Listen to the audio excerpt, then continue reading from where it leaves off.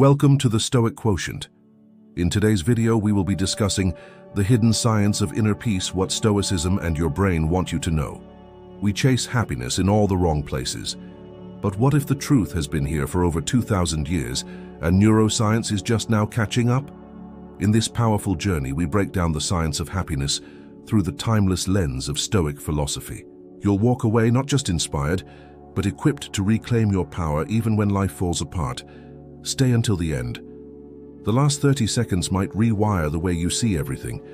We live in a world that's louder than ever, more connected, more advanced, more evolved, and yet more people are anxious, burned out, and broken inside. We chase happiness like it's a prize on a distant mountaintop. More money, more success, more followers. But when we get there, we still feel empty. Why? Because the very thing we're searching for, peace, joy, meaning, it was never out there. It's in here, in your brain, in your choices, in the way you see the world. And here's the twist. Modern neuroscience is finally confirming what the ancient Stoics knew all along. It's something that happens to you. It's something you train your brain to experience, especially when life doesn't go your way. Let's talk about the illusion of control and the brain's design. Let's start with a hard truth. Your brain was not designed to make you happy.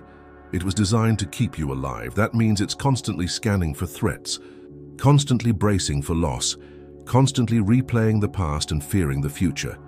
Neuroscience calls this the negativity bias, the brain's tendency to over-focus on danger, on what's wrong, on what could go wrong. And in today's world of endless comparison, overthinking and digital overstimulation, that survival mechanism, it turns into a mental prison.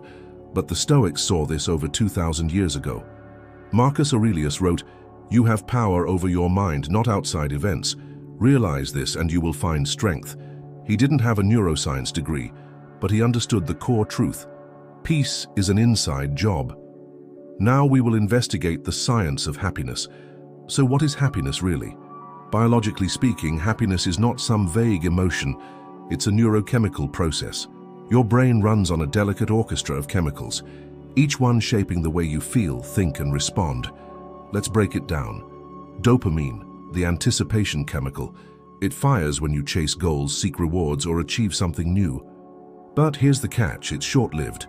You get the hype and then it fades. So if you're always chasing external hits, likes, money, approval, you'll end up on a neurochemical treadmill, never truly fulfilled. Serotonin, the contentment chemical. It's tied to self-worth, belonging, calm. You boost it through connection, meaning, contribution, not consumption. Endorphins, the painkillers, released during movement, laughter, music, even crying. They remind us that healing and happiness can come from within the struggle. And here's the most important part. Recent neuroscience shows that the brain's reward system is heavily influenced by expectation and attention. What you focus on trains your brain. What you celebrate, appreciate, and repeat becomes your emotional baseline. So if you live in constant pursuit, constant craving, constant comparison, your brain will literally wire itself for dissatisfaction. But if you live with presence, gratitude, meaning, you create the chemistry of peace. And what did the Stoics say? Very little is needed to make a happy life. It is all within yourself, in your way of thinking.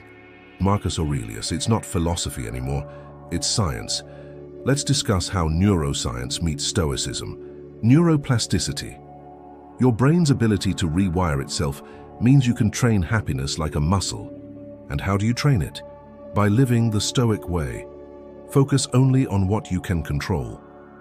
Accept what you cannot. Practice discipline in desire and gratitude in simplicity. Respond with wisdom, not emotion. When Epictetus said, "It's not what happens to you, but how you react to it that matters," he was describing how you literally shape your brain through repetition. Here are some practical strategies with emotions. Let's make this real. Here are 4 soul-deep strategies to rewire your brain and realign with peace. The power of the pause. Every time you pause before reacting. Every time you breathe through the chaos. You give your brain a chance to respond from strength, not fear. The dichotomy of control. Ask yourself daily, is this in my control?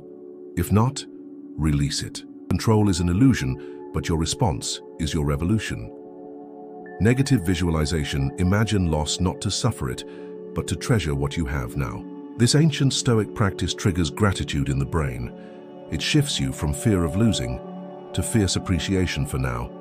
Gratitude as a daily ritual every single day. Write 3 things you're grateful for. Train your dopamine to fire from the presence, not pursuit. This isn't fluff, it's chemical truth. Gratitude heals the brain. Here is the emotional reveal. The world will keep changing. Pain will come, loss will visit. But you don't have to be a slave to circumstance. You are not here to chase happiness like a shadow. You are here to generate it, to breathe it, to become it. Through discipline, through wisdom, through practice, through remembering what both science and Stoicism have now proven. You don't need to control the world to be free.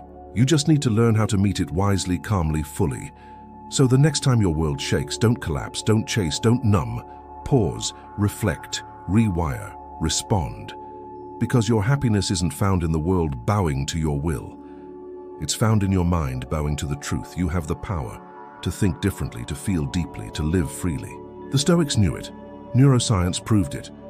Now it's your turn to live it. If this message touched you, like, subscribe, and share your experience. Until next time on the Stoic Quotient, be brave, stay resilient, and keep growing boldly.